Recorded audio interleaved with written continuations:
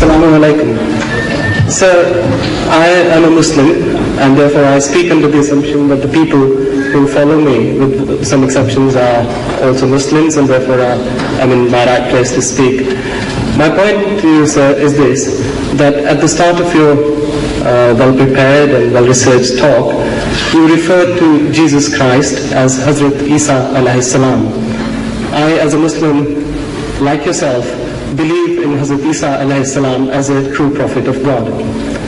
As your talk went on, I got the feeling, perhaps I was alone in getting that feeling, maybe other people who listened to your talk in an open-minded fashion as I did, I tried to do it. I got the feeling that at times, with due respect, you appeared to mock Hazrat Isa alayhi salam, na'uzubillah. You appeared to mock his teachings, and therefore I feel that if that feeling is correct, that in the course of your talk you have not only, again with due respect, not only contradicted yourself, but also misrepresented the teachings of Islam, which are to respect all the true prophets of Allah.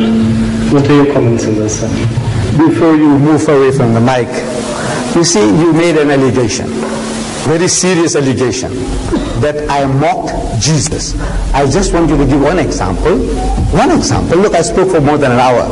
Surely you can give one example. Let the people hear, what mocking did I do as a Muslim? One example. Let them hear. It was generally the attitude that you took. If I may explain myself, my impression was that Hazrat Isa alayhi salam's teachings were true teachings of Allah, and Hazrat Muhammad Mustafa sallallahu alayhi wa sallam's teachings were a development of those teachings, an expansion of those teachings, as you so correctly said, to the world at large. But in the way you delivered your speech, and the way you referred to Hazrat Isa alayhi salam in the course of your speech, there was no particular example as such. But 1.25 hours, you can't give one example of mockery. But you did say that these teachings were incorrect, and that please hold. Look, this is hypocrisy of the highest order. When you come forward, say you are a Muslim, and you are talking with tongue in cheek, and you said there are people who follow you. I don't know what you mean. You said there are people who follow you. Whether you belong to some new kind of elite mazhab or what, I don't know. You said people who follow you. I don't know who are your followers here. All these are your followers. Huh? No, then you said they follow you. Now, look, you see, you are making mischief, my son. You are making mischief. What you have to do is, look, give examples. Now, if you were a Christian, I would have been happy to deal with you as a Christian. Because if you said I made mockery, I said this is what the Bible says. This is how the Bible put it. He said, "O generation of vipers, you whited sepulchres, you wicked and adulterous generation." Now, if that is offensive to anybody, I said, these are not my words. I never spoke like that. I never uttered words to that effect. You see, that you fools, you hypocrites, you brood of snakes. You know who's talking like that? Jesus in the Bible. He says, you brood of snakes, you wicked and adulterous generation. Do you know all that? Do you know that Jesus speaks like that? The Christians say, this is how Jesus spoke. You know, he insulted his mother. He said, woman, what have I to do with you? You know that? So am I making a mockery, or is the Bible making a mockery of the man? I want to know. If you were a Christian, I could have asked you. I said, look man, you don't know your own book.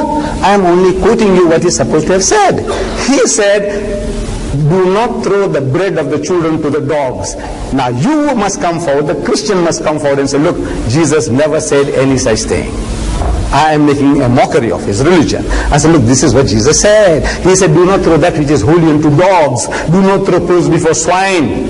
Am I making a mockery of you making a mockery? If you are a Christian, I say, you are making a mockery of Jesus. This mighty messenger of God, whom we believe that he was born miraculously. Am I right? He was born miraculously, as a Muslim we believe, without any male intervention. This book gives us two genealogies of Jesus, Matthew and Luke. They give you 66 fathers and grandfathers to a man who had no father.